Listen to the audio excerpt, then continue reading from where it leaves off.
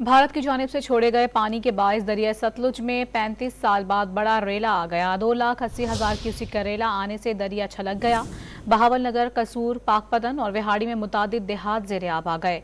हजारों एकड़ पर खड़ी फसलें डूब गईं। मुतासरीन की जानिब से महफूज मकामात पर मुंतकिली का सिलसिला जारी है।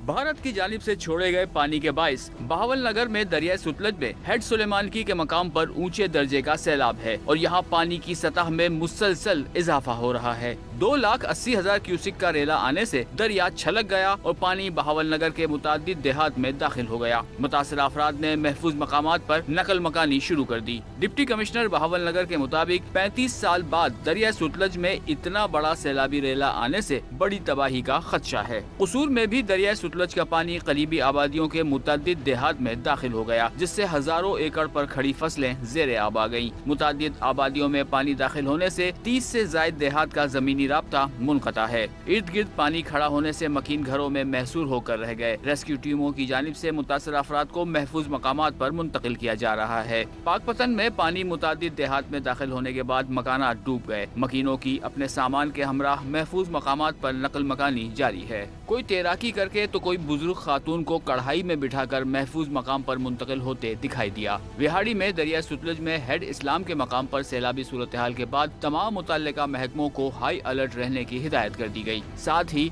रिलीफ कैंप भी कायम कर दिए गए।